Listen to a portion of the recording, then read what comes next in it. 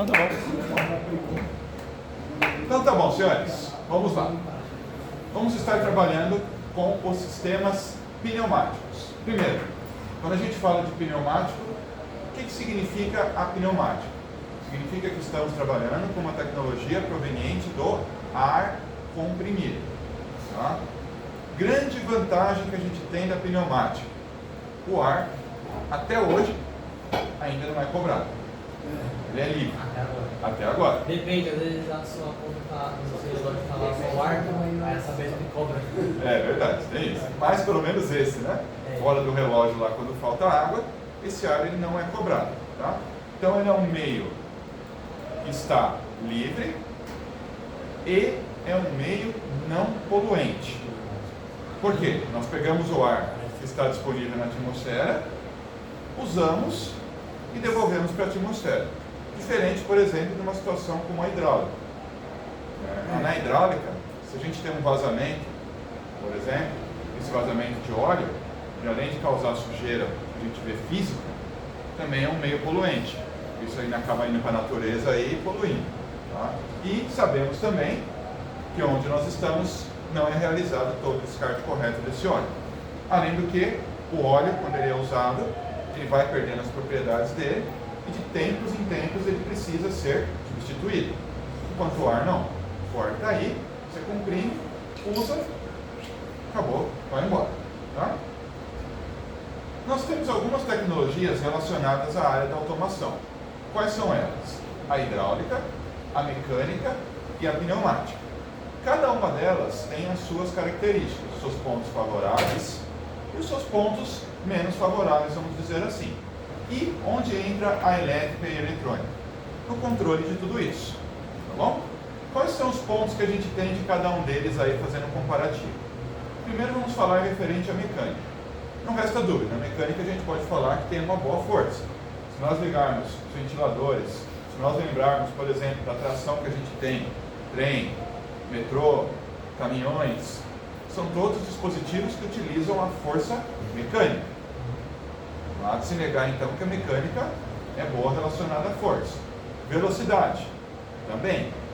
A gente pega aí, como esses exemplos já citados, pegar um ventilador, a hélice dele lá girando, velocidades consideráveis que a gente tem. E precisão. Nós vimos que existe, por exemplo, motor de passo, existem servomotores, que a gente consegue ter precisões aí menores do que 1 grau. Tá? Então, relacionados a isso, não há o que se negar. É bem simples no nosso dia a dia. A hidráulica. Quando a gente fala aqui da hidráulica, nós temos que tomar cuidado para não confundir com a hidráulica residencial. A hidráulica que nós estamos falando aqui é a hidráulica industrial.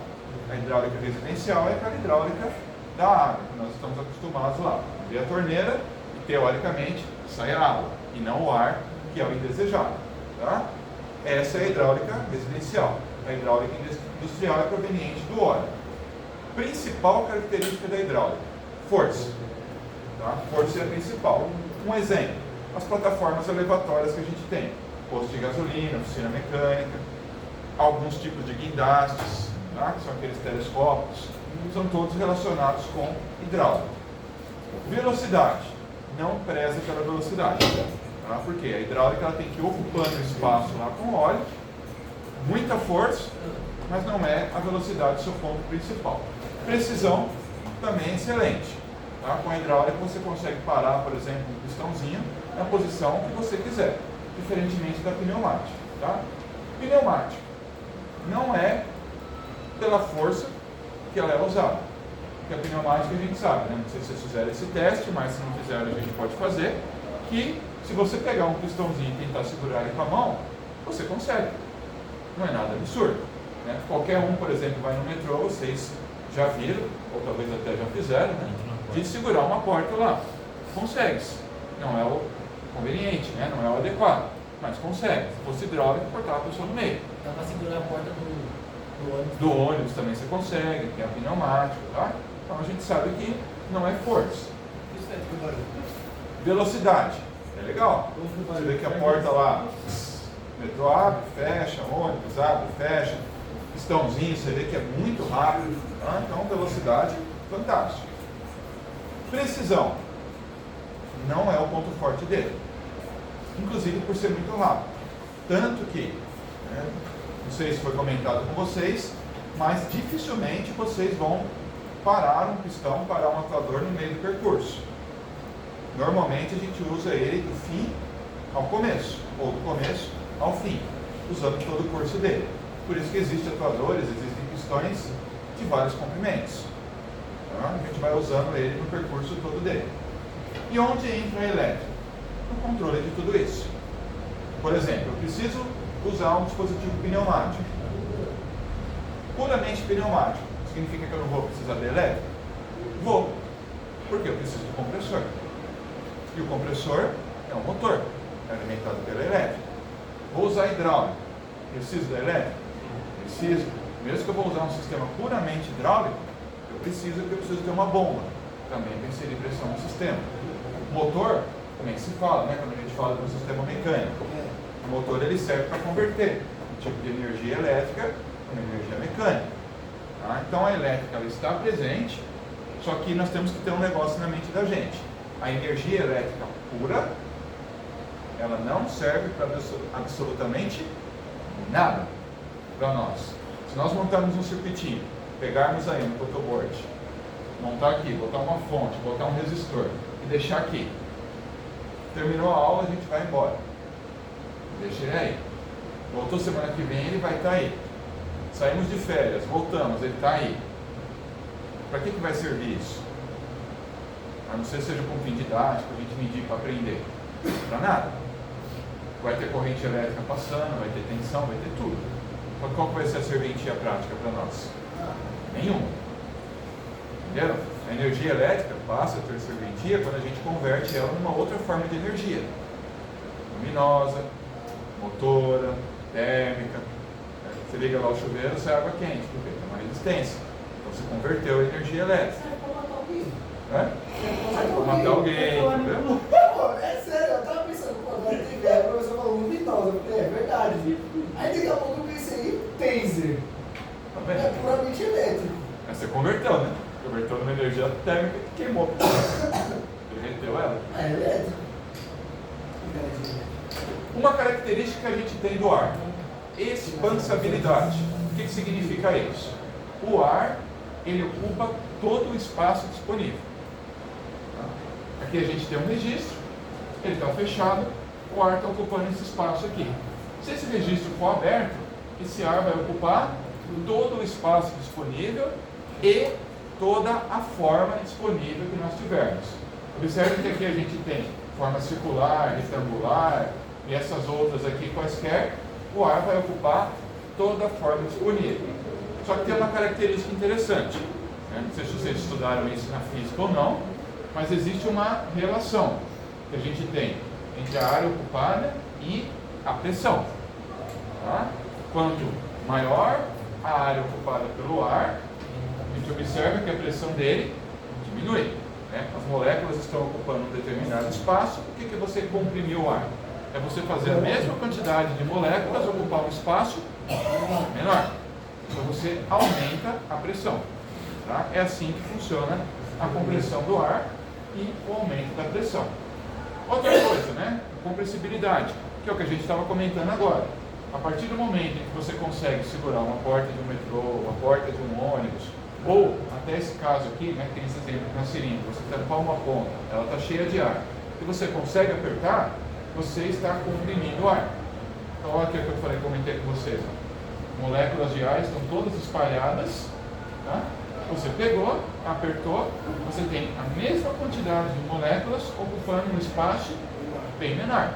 Isso que está sendo mostrado aqui para nós é o básico do funcionamento de um compressor. O compressor ele faz isso. Seria feito dentro, por exemplo, daqueles botijões, Não entendi. aquele cilindro de água.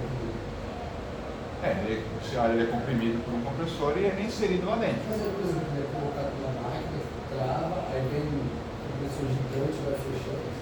Não é um compressor gigante, né? Ele vem uma mangueira, vai inserindo o ar comprimido, vai prensando lá dentro, prensando, depois trava.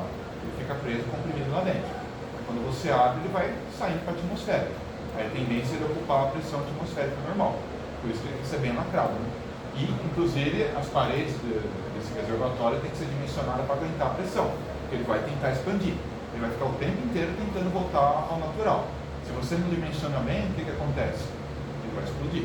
Professor, levando com base nisso, por que ele não é considerado força? Como Por quê? Aí a sua pergunta parece até combinada bem nessa resposta. Porque existe uma relação.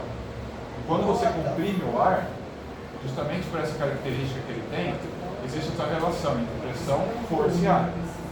Entendeu? Se você pegar esse ar aqui e passar multiplicando para lá, a força fica igual à pressão vezes a área. Só que, economicamente a gente falando, para você comprimir o ar, ele vai ter uma limitação pelas características dele. O máximo de pressão, máximo que você vai trabalhar com sistemas pneumáticos é por volta de 8 a 10 bar. Não passa disso. Tá? Oi?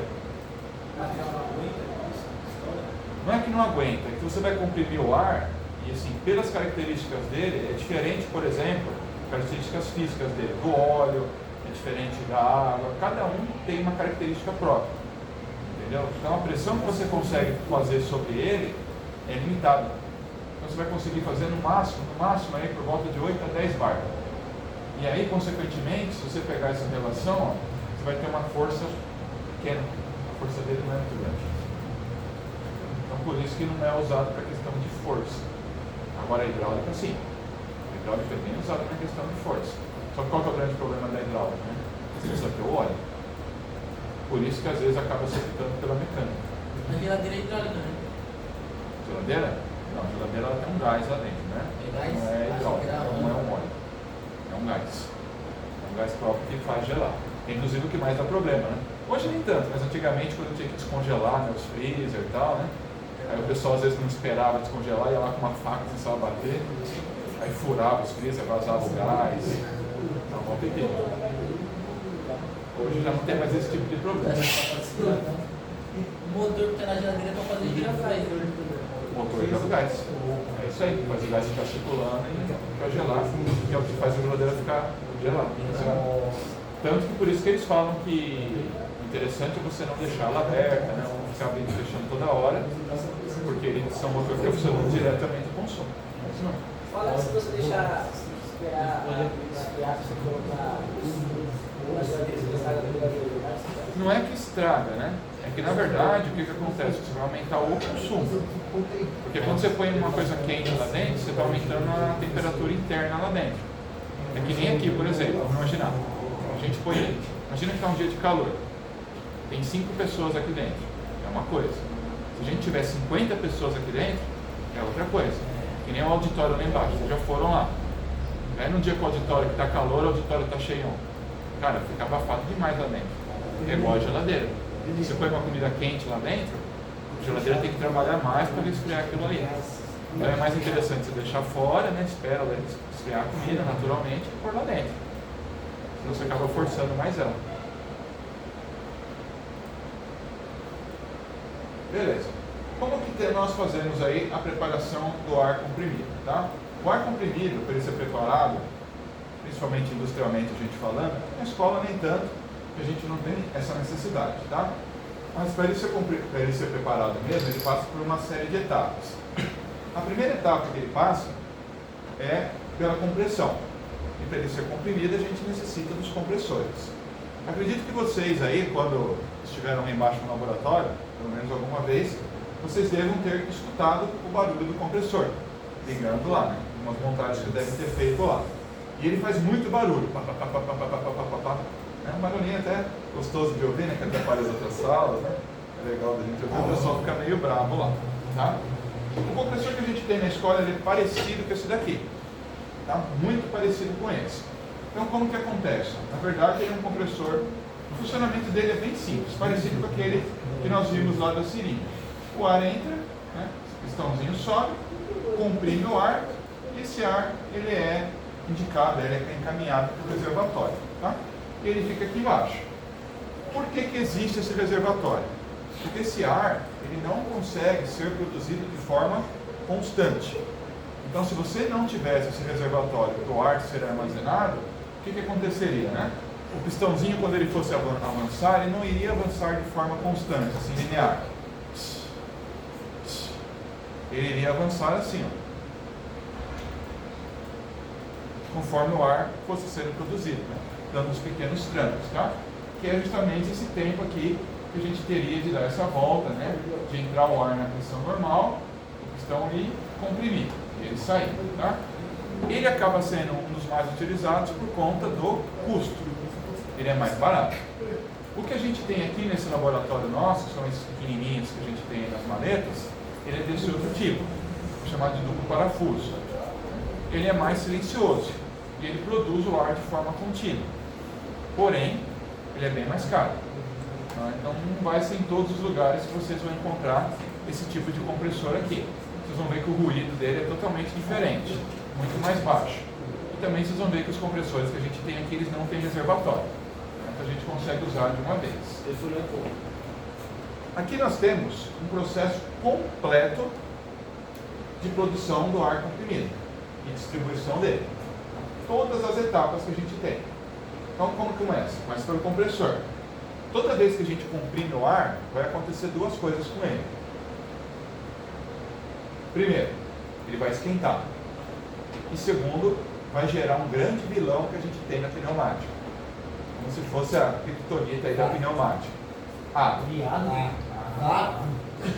Caralho, O álcool é usado. O álcool é uma coisa às vezes boa na pneumática. A água. A água é o grande vilão da pneumática. Tanto que vocês vão ver que tem várias etapas no processo que são justamente para a gente retirar a água do sistema, como já começa aqui no item 3. O condensado que ele chama é a água.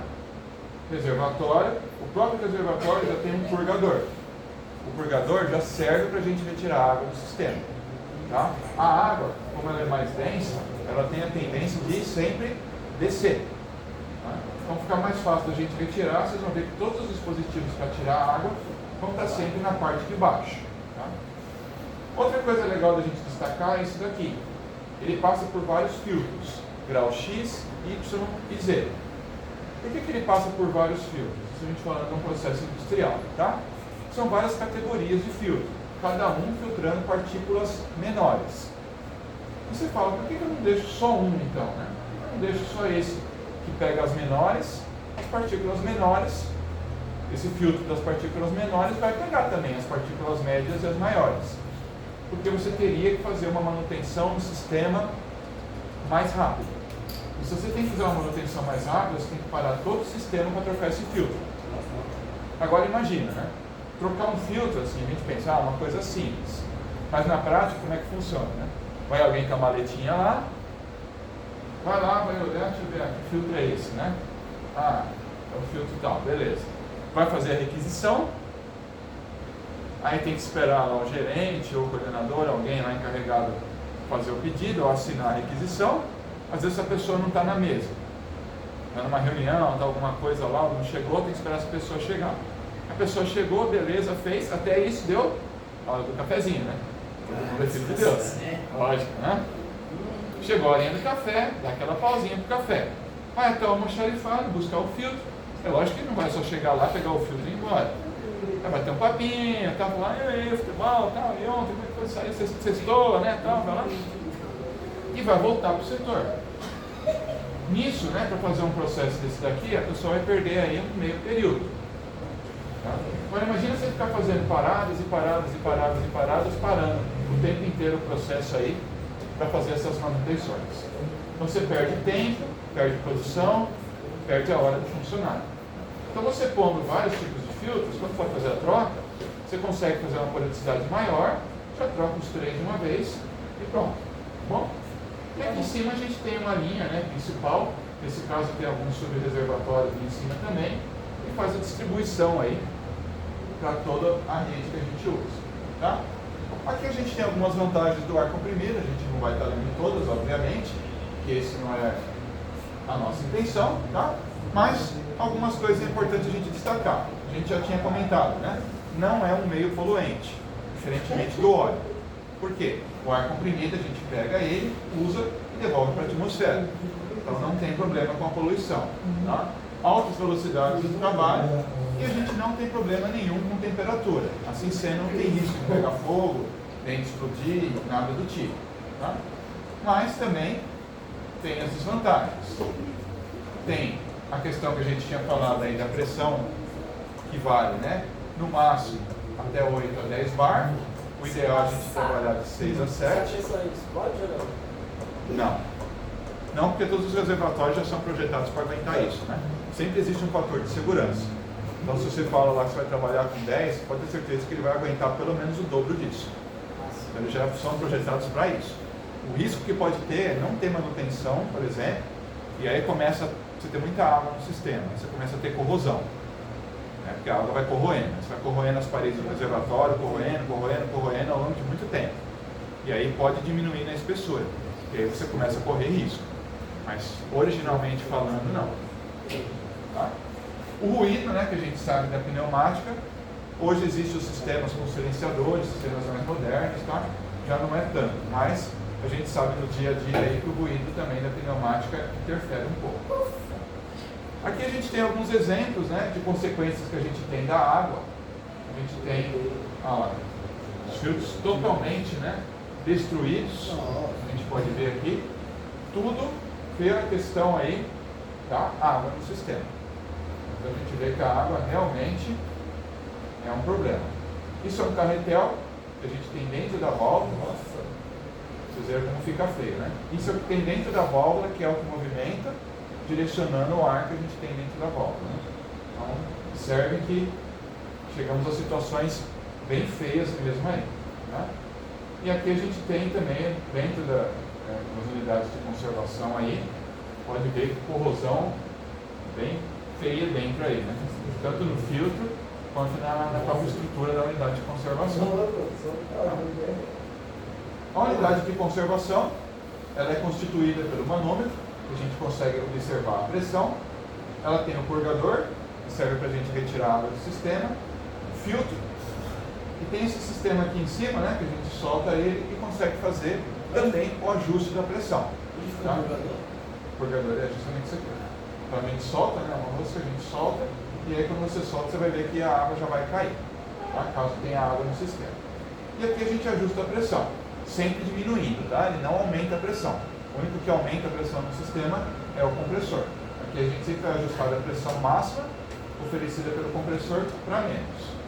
Aqui a gente tem alguns exemplos de filtros para vocês conhecerem, até inclusive esses daqui que são interessantes, né, de odores e micro-organismos, que são filtros aí onde a gente, por exemplo, quando vai nos dentistas aí da vida, a expectativa é que existam esses filtros lá. Aquele arzinho que vai lá na nossa boca é um ar comprimido. Tá? E esse ar, ele é pego da atmosfera. Né? E aí a ideia é que tem esse tipo de filtros para que esse ar chegue de forma totalmente límpida até as nossas bocas. Da mesma forma em indústrias alimentícias, indústrias farmacêuticas e tudo mais. Aqui tem um exemplo, né, para vocês verem aí de um sistema completo, com vários pontos, né? Temos uma linha primária, uma linha secundária e as derivações aí com as suas devidas utilizações. Tá? Aqui embaixo tem alguns exemplos práticos, não sei se vocês já tiveram a oportunidade de ver alguma vez, mas esses são as fotos reais, né, de indústrias que utilizam aí sistemas de ar comprimido, com todas as tubulações, as derivações, tá? Isso real mesmo, para vocês poderem ver. Então observem, né, a questão do tamanho do sistema, se a gente tem compressão, de resfriamento, excitadores, de filtros, né, são bem maiores em relação aos que a gente tem aqui na escola, cuja utilização é bem pequena. Tá? Alguns tipos de ligações que a gente tem, tá? Esse primeiro é o mais barato economicamente, porém é o mais arriscado da gente trabalhar. Por quê? É como se fosse um circuito em série. Se a gente tiver qualquer problema no meio da distribuição aqui, para tudo. Tá? Imagina que teve um problema aqui, ó. Interrompeu aqui, toda a linha vai parar. Porque eu só tenho um caminho para a passagem do ar. É que nem aquelas lâmpadas de Natal antigas, né? Queimava uma lâmpada lá no meio e separava todo aquele circuito, né? Até descobrir qual que era a lâmpada que tinha queimado, que é igual. Tá? Esse aqui é um dos mais utilizados, que é um circuito em anel, tá? Se tem um problema aqui, beleza, eu consigo isolar aqui e eu tenho um outro caminho para a passagem do ar. E esse aqui, que é o mais caro de todos, a gente observa, né? Só pelas figuras, porque tem vários caminhos para o ar poder circular. Tá? Esse a gente usa onde você não pode ter parada assim de jeito nenhum, emergencial. Se interromper um caminho, eu tenho outro, se interromper outro, eu tenho mais um, se interromper mais um, eu tenho outro, porque não pode parar. Não pode parar a circulação do ar em hipótese alguma. Tá? Aqui a gente tem alguns exemplos do que não fazer. Olha só, né? Se eu deixar essas mangueiras assim, emboladas, dobradas, né? Tudo isso daqui, ó, muitas curvas, né? Muita sobra, tudo isso causa perda no sistema. Por quê, né? Cada vez que você deixa essas mangueiras emboladas ou dobradas, o ar tem que fazer mais força para vencer aquela dobra, aquele monte de volta que você tem ali. Isso faz com que o compressor tenha que trabalhar mais, tenha que exercer mais pressão. Tá? Consequentemente, se você precisa de mais força, se você precisa de mais pressão, seu compressor trabalha mais, obviamente que o seu consumo vai ser muito maior. Tá? Há casos aí, né, de estudos que diz que graças a esse tipo de coisa e vazamentos, existe um consumo aí às vezes de 17, 20, chegando até 25% maior ao longo do ano. E vazamentos. Imagina, uma empresa que usa bastante o ar, você tem todas essas curvas de sobras em vários equipamentos e mais vazamentos, se você tinha um compressor que você ia gastar com ele, vamos supor, 10 mil, você está gastando 12, 13, isso por mês. Né? Imagina isso ao longo do ano. Entendeu? É uma diferença considerável aí. Tá? A simbologia que a gente tem referente ao ar comprimido, ela é assim, fantástica. Porque se a gente consegue compreender a simbologia, basicamente a gente consegue compreender o funcionamento do dispositivo, tá? Tanto dos atuadores quanto das válvulas. Esse é um tipo de atuador que nós temos, chamado atuador de simples ação. Simples ação porque a gente só controla o movimento dele, ou o avanço ou o recuo. Aqui a gente tem um exemplo. Este aqui é um atuador de simples ação. A gente exerce uma pressão aqui desse lado, tá? Ele vai avançar. Quando a gente tira a pressão, automaticamente ele volta pela força da mola. Tá? Então botei a pressão, ele avança, tirei a pressão, ele volta. Ele é chamado de simples ação porque a gente só controla um movimento dele, uma ação. Tá? Ou pode ser o avanço, como no caso desse, ou pode ser o recuo. A outra trajetória dele é automática pela mola. Tá? Então, botei o ar, ele avançou, soltei, ele recuou. Como a gente pode observar aqui na figura. Ele mostra para a gente uma mola, tá? E mostra a via, que é o caminho por onde o ar vai entrar ou sair da válvula. Outro tipo de atuador que nós temos é o atuador de dupla ação, que é esse aqui. Esse é o que a gente vê aí nas portas que vocês comentaram aí de ônibus, de metrô, essas coisas, tá? A gente controla tanto o avanço quanto o recuo dele. Por isso ele tem duas conexões aqui, ó. Tá? Quando a gente coloca o ar de um lado, esse ar ele é liberado do outro e o pistão avança. Veja a diferença, né? Ele fica avançado. É diferente desse daqui, quando soltou, ele já voltou sozinho. Esse ele não volta, ele permanece na posição, tá? Agora, quando a gente coloca o ar do outro lado e o ar é liberado na saída, ó, ele recua e fica recuado. Tá? Então a gente tem essas duas possibilidades de utilização. Ou o atuador de simples ação, você coloca o ar de um lado, ele avança, quando você tira ele volta sozinho, ou você tem a dupla ação, que você controla tanto o avanço quanto o recuo do atuador. Quem faz esse controle, né, de direcionar o ar para fazer ele avançar ou ele recuar, são as válvulas. Tá? E as válvulas, nós temos vários tipos de válvulas, de diversas aplicações e diversos tipos de acionamentos. Tem válvulas com acionamentos manuais, que são os musculares, tem válvulas que são acionamentos mecânicos, acionamentos elétricos, acionamentos pneumáticos. E aí nós vamos ver um pouquinho aí a respeito das válvulas. Primeiro, com relação à simbologia delas. Tá? Então, as válvulas, a simbologia delas é representada por esses quadrados. Cada quadrado desse representa uma posição da válvula. Tá? O que é uma posição? É um direcionamento que a válvula vai estar dando para o ar. Tá? Na pneumática é muito comum a gente trabalhar com válvulas de duas posições. Tá? A maioria das válvulas que a gente trabalha na pneumática são válvulas que possuem duas posições. Na hidráulica é comum a gente trabalhar com as válvulas de 3 posições. Na pneumática o mais comum são as válvulas com duas. As setas vão estar indicando para a gente o caminho que o ar vai estar fazendo. Direção e sentido. Para cima, para baixo, tá? Ou inclinado lá. Para lá, para cá, tanto faz. Esses T's representam os bloqueios. Tá? Quando tem um TD, significa que a passagem do ar está bloqueada, ela está fechada. E essas linhas que saem aqui para fora das válvulas representam para a gente as vias. As vias são os caminhos por onde o ar vai entrar ou sair do dispositivo, no caso a válvula. Tá? Professor, esses três Esses T's a gente vai mostrar, eles vão aqui dentro. Tá? Então eles vão significar que aquela via vai estar bloqueada. Que é o que a gente vai ver daqui a pouco, por exemplo. Nessa aqui ele já mostra pra gente. Tá? Então olha só, como que eu faço a identificação de uma válvula? A identificação de uma válvula eu preciso saber o número de posições que ela tem e o número de vias que ela possui. Que é muito fácil da gente saber. Tá? Simplesmente eu vou olhar quantos quadrados ela tem. 2. São 2 posições. Quantas vias ela tem? 1, 2, 3, 4. É a quantidade de tracinhos. 4. Tá? E sempre a gente fala a denominação da válvula assim. Eu coloco o número de vias primeiro, barra, o número de posições, seguido da palavra vias. Tá? É sempre assim. Na pneumática, conforme eu comentei com vocês, normalmente o número de posições vai ser 2. O que vai mudar vai ser o número de vias. Tá? A gente vai ter válvulas 3 duas vias, 4 duas vias e 5 duas vias na pneumática. São as mais comuns. Tá bom? Então essa daqui ela é chamada de válvula 4 duas vias. Por quê?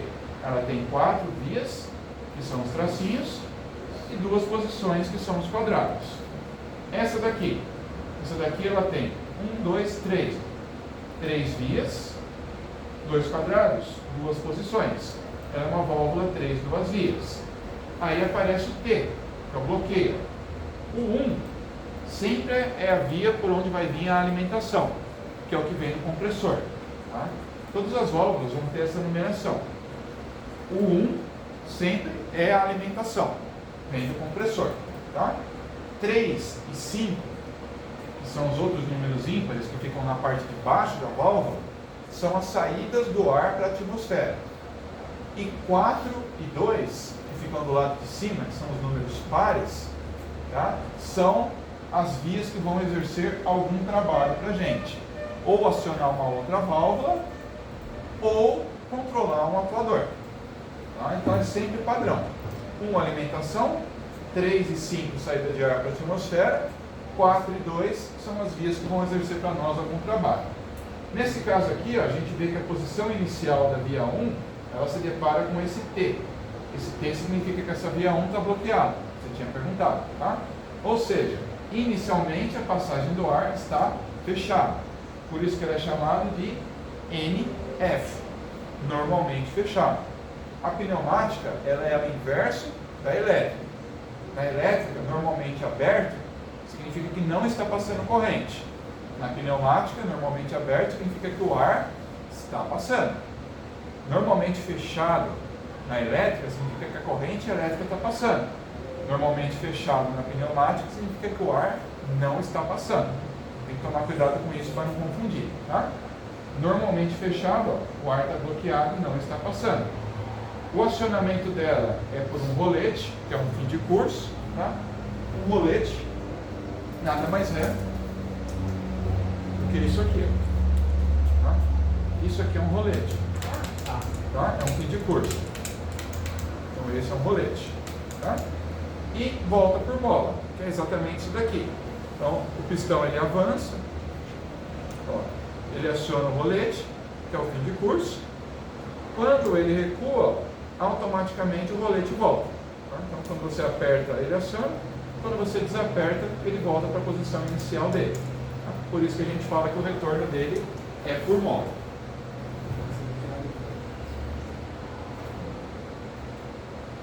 Aí aqui nós temos uma série de válvulas com as suas respectivas nomenclaturas para nós. Tá? 2 vias, 2 posições.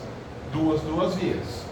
Como a via 1 está bloqueada, normalmente fechada. Mesma coisa. 2 vias, 2 posições. 2 vias. Aqui a via 1 não está bloqueada. Então ela é normalmente aberta. Essa é uma válvula muito comum na pneumática. Válvula 3 2 vias. Ela tem 3 vias e 2 posições. Tá? E ela é fechada. Sempre a gente se baseia pela via 1.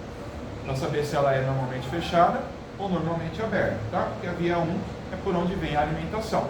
Se a via 1 estiver no T, ela é fechada. Se a via 1 estiver na seta, ela é aberta. Tá? Pode observar. Está no T, fechado. Está na seta, é aberta. E sempre a nomenclatura vai ser desse jeito que eu falei para você. Primeiro vem o número de vias, depois vem o número de posições. E aí eu falo a palavra vias na sequência. Eu leio válvula 2 vias, válvula 2 vias, 3 2 vias, 3 2 vias. NF ou NA. Mais algumas, ó. 4 vias, 2 posições. 4 2 vias. 5 vias, 2 posições. 5 2 vias. Tá? São as mais comuns na pneumática. Essas de baixo aqui, que são 3 posições, elas são mais utilizadas na hidráulica. E na hidráulica que a gente para o atuador em posições intermediárias. Tá? Na pneumática isso não é comum. Na pneumática normalmente a gente vai usar válvulas com 2 posições. E aqui a gente tem já as válvulas com os respectivos acionamentos. Tá? Todos os botões pneumáticos, eles são válvulas. Aquela primeira que ele mostra lá para nós, ó, 3 2 vias com acionamento por botão, é isso aqui. Tá? É um botão pneumático. Tá? Então ele é um botão e o retorno por mola. O outro, o rolete, que a gente já tinha mostrado, né? Aqui. Tá? Essa aqui, simples piloto, são válvulas que são acionadas por ar. A gente tem um exemplo aqui em cima. Então uma outra válvula manda o ar para ela e ela aciona. Acionamento por ar dos dois lados. Então tem válvulas que a gente aciona por ar dos dois lados também, né? A gente tem aqui embaixo os exemplos, tá? 5 2 vias aí acionadas por ar. Aqui tem um fato interessante, né? Não sei se foi falado para vocês isso, mas toda válvula, quando você se depara com ela, né, ela vai ter aqui, quando ela é controlada por ar, né, vocês vão enxergar daí que está bem pequeno, mas ela vai ter aqui um 12 e um 14. Quando a gente monta um sistema pneumático puro, né, a gente tem um botão, o botão manda para umas 5 2 vias, e as 5 2 vias é que vai controlar um atuador. Tá? Quando a gente pega uma válvula dessa daqui, o que vocês vão observar, né? Que ela vai ter que eu comentei com vocês que é a alimentação, o 3 e o 5, que são as saídas do ar para a atmosfera, e ela vai ter o 4 e o 2, que é onde o ar vai fazer o trabalho de controlar o atuador. Mas, e aí, né? Como é que eu vou saber se o ar está saindo pelo 4 ou se o ar está saindo pelo 2? Tá? Sempre eu vou saber por essa relação aqui. Ó. Do lado aqui dela, eu tenho 14 e tenho 12. Se eu colocar o ar no 14, o que significa esse 14? Esse 14 significa que eu estou direcionando o ar do 1 para o 4. Então eu já sei que se eu botar o ar no 14, o ar vai estar saindo pelo 4. E no 12? 12 significa que o ar está indo do 1 para o 2. eu sei que o ar que está entrando lá pelo 1 do compressor vai estar saindo pelo 2. Então eu não preciso ficar chutando aí aonde eu vou estar ligando no atuador, sem saber, né? Putz, se eu apertar esse botão, ele vai estar avançando, recuando. Não, dá para saber. Só pela nomenclatura dela. Tá? Sempre observando aqui no canto. Ó. Eu tenho o 14 e o 12. Então eu vou olhar. Mandei o ar no 14, apertei o botão. Esse botão está ligado aqui no 14, o ar vai estar indo do 1 para o 4. Esse outro botão aqui, o vermelho, está ligado no 12. Então quando eu apertar o botão vermelho, o ar vai estar indo do 1 para o 2. Tá? Então não é difícil aí a gente saber. Oi?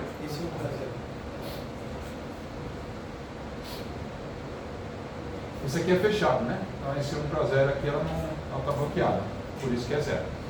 Aí o ar vai estar fechado. Não vai estar passando para lugar nenhum. Aqui tem alguns exemplos, né? Para vocês verem aí de tipos de válvulas que a gente tem. Né? Uma série delas aí, com botões, um conjunto de válvulas dando só, alavancas, tá? Pedal, um monte de tipo aí para vocês verem. E aqui tem um exemplo de uma ligação. Né? Um exemplo de uma ligação bem simples. Então a gente tem aí um atuador de simples ação, né? Controlado por um botão. Um botão é uma válvula 3 vias. Um botão na pneumática, ele sempre vai ser uma válvula 3 vias. Tá? Sempre. É padrão isso. Tá? Funcionamento muito simples. Ó.